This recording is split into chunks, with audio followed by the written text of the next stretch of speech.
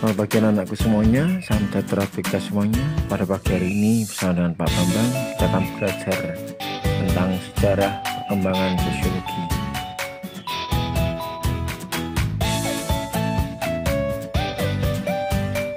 Adapun tujuan pembelajaran kita pada pagi hari ini, peserta didik dapat mendeskripsikan sejarah perkembangan sosiologi.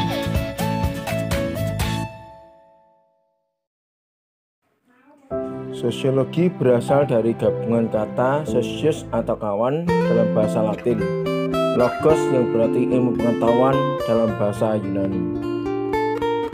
Sosiologi adalah sebuah ilmu sosial yang mempelajari tentang interaksi sosial manusia di dalam masyarakat dalam kaitannya dengan struktur sosial. Apa yang menjadi pemicu dari lahirnya sosiologi sebagai ilmu pengetahuan tersebut? Mari kita pelajari bersama-sama.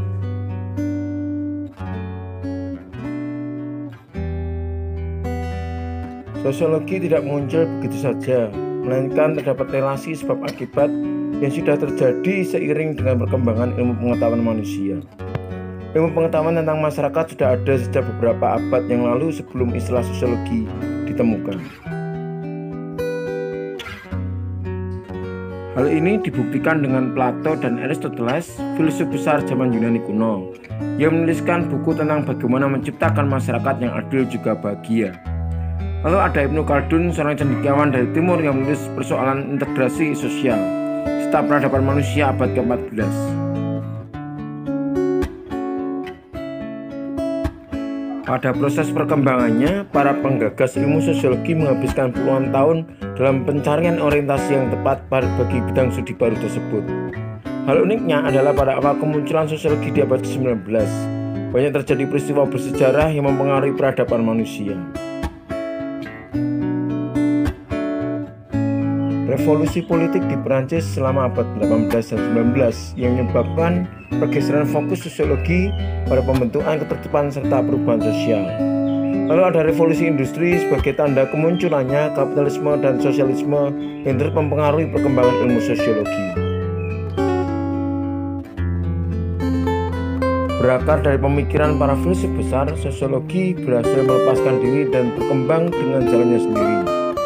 Meskipun demikian, istilah sosiologi diciptakan oleh Auguste Comte, filsuf Prancis, dalam bukunya Cours de philosophie positive tahun 1838. Comte meyakini bahwa penemuan hukum yang mengontrol kehidupan sosial manusia dapat dilakukan dengan analisa ilmiah. Dari pemikiran Comte ini, kemudian muncul konsep positivisme terhadap sosiologi sebagai cara memahami dunia sosial berdasarkan fakta ilmiah. Positif di sini berarti rasional, empiris, dan dapat diteliti dengan hukum ilmiah lain, maka dinamakan fakta sosial. Pada periode kemunculannya, Herbert Spencer yang percaya pada teori evolusi milik Charles Darwin menulis Principles of Sociology sebagai buku pertama dengan penggunaan kata sosiologi.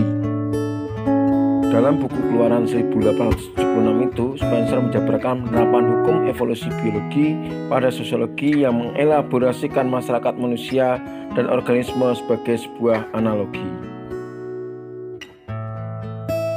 7 tahun setelahnya, Lester F. Ward, seorang intelek asal Amerika, menuliskan dinamik sosiologi.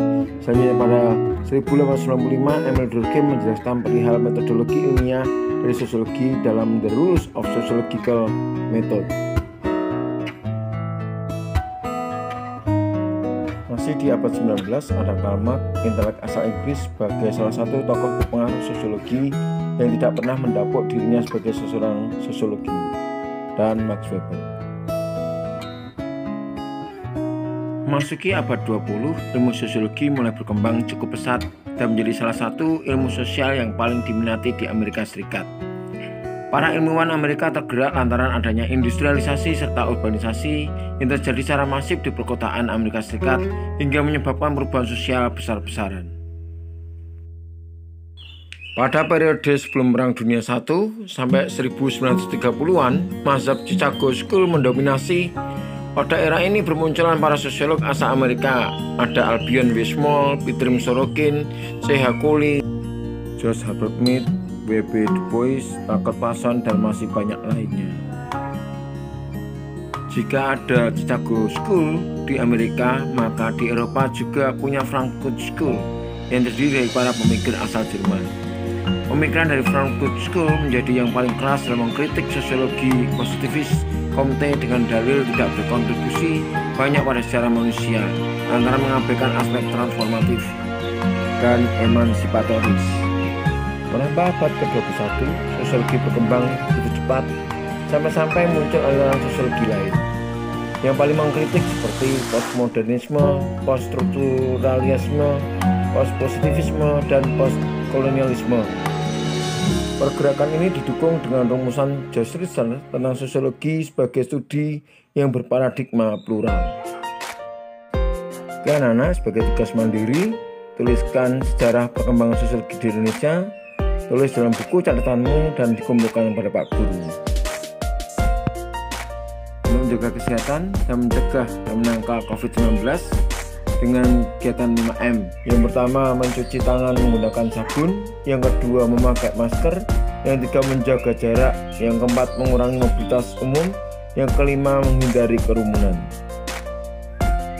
Dan anak-anak, kita akhiri pertemuan kita pada pagi hari ini. Tetap semangat belajar dari rumah dan jaga kesehatan selalu.